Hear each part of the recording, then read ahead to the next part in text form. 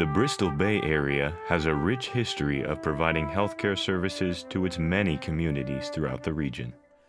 In the 1800s, explorers from Russia, England, France, and Spain came to Bristol Bay seeking to take advantage of the region's rich natural resources. Fisheries and fur trading became an established industry, and with them came diseases from which the native population had no natural immunity. The results were devastating. Smallpox, pulmonary disease, and influenza would eventually wipe out 1/4 of western Alaska's population. Well, that epidemic hit them, and it just wiped out the whole town. There was 400 people when they first came into Perryville, and all died off. In 1913, Dr. L.H. French opened a hospital in Kanakanak in response to the epidemics and dire need for medical care facilities. The Spanish flu of 1918 was the most lethal epidemic of all, leaving several villages completely abandoned. The orphanage came into being because of the 1918-1919 flu epidemic that killed so many adults. So a lot of children from Bristol Bay area grew up in the orphanage that was out here at Kanakanak. My dad was brought up in that orphanage. Children came from all stretches of the state to seek refuge at the orphanage. Many grew up and settled in Dillingham, creating the melting pot of Aleut, Eskimo, and Athabascan culture we see today. In 1939, the original renovated school building serving as the hospital burned and was replaced in 1941.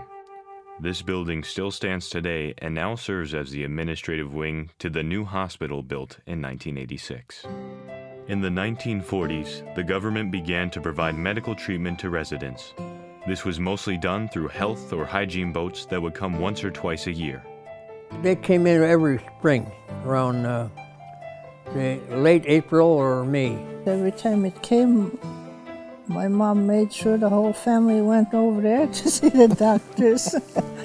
All these people had to go out there in skiffs and that to go see the doctors and the dentist.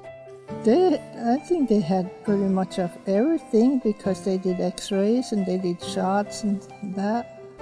Later, local residents began to work as volunteer health aides. Some were trained by teachers, missionaries, traveling nurses, or physicians, others through books and trial and error.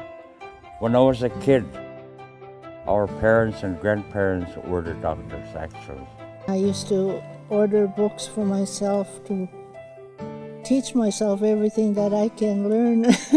Like somebody had a pain or ache, or out come the doctor book. And when my mom was going to have babies, out come the doctor book again. I used to run the hospital down here when the doctor left, but he labeled all the medications and everything, and I never killed nobody. Most worked out of their own homes and often incorporated local traditional remedies with the new modern medicine. I remember my mom would always use, if someone had a sore throat, a strep throat, my mom would use plants from outside. These first village health aides faced great challenges.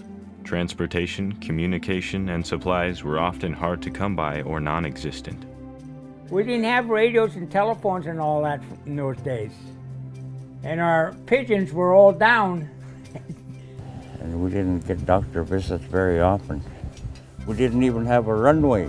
We had emergency, it had to be on the lake, one of the bigger lakes, or on the ocean when it was calm, by seaplane.